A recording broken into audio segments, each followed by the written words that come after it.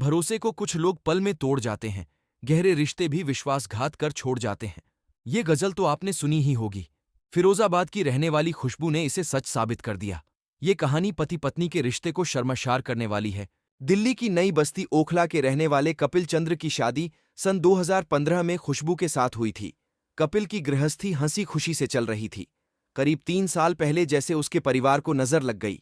हुआ यह कि खुशबू अक्सर मायके चली जाती थी। इससे कपिल को उसके चरित्र पर शक होने लगा। पति पत्नी में आए दिन झगड़े होने लगे। गुस्से में कपिल खुशबू की पिटाई भी कर देता था। गृहक्लेश के चलते खुशबू अपने बेटे को लेकर अपने मायके चली गई। 2.5 साल पहले उसने कपिल पर घरेलू हिंसा व गुजारा भत्ते के लिए फिरोजाबाद न्यायालय में मुकदमा दायर कर दिया। मायके में रहने के दौरान खुशबू के अपने पड़ोसी चंदन से प्रेम संबंध हो गए थे। हालांकि चंदन शादीशुदा था और उसकी 6 महीने की बेटी भी थी। कहते हैं प्यार अंधा होता है। दोनों एक दूसरे को दिलोजान से चाहने लगे थे। मायके में रहने के दौरान चंदन खुशबू के पति की कमी पूरी कर देता था, लेकिन ऐसा कब तक चलता। एक दिन खुशबू ने चंदन से कहा, चंदन, हम लोग ऐसे चोरी छिपे आखिर कब तक मिलते रहेंगे? तुम मुझसे शादी कर लो। मैं अपने पति से पीछा भी छुड़ाना चाहती हूं, लेकिन वह मुझे तलाक नहीं दे रहा। अगर तुम रास्ते के इस कांटे को हटा दोगे तो हमारा रास्ता साफ हो जाएगा। दोनों एक दूसरे के साथ रहना चाहते थे।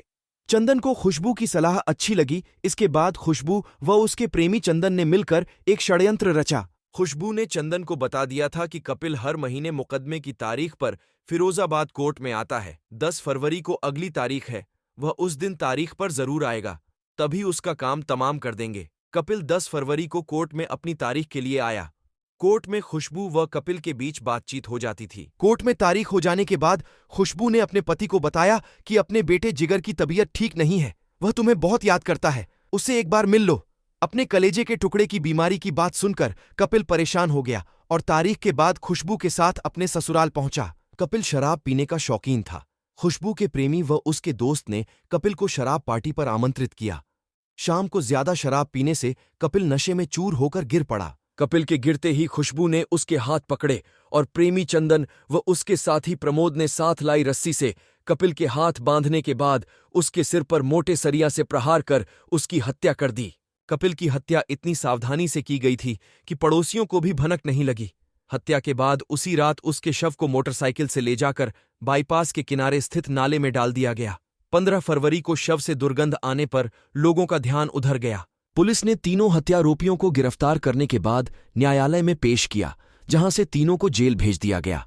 निजी रिश्तों में आई खटास के चलते खुशबू ने अपनी मांग का सिंदूर उजाड़ने के साथ पति पत्नी के पवित्र रिश्ते को कलंकित कर दिया। वहीं कांच की चूड़ियों से रिश्तों को जोड़ने के लिए मशहूर सुहाग नगरी फिरोजाबाद को रिश्तों के खून से लाल कर दिया।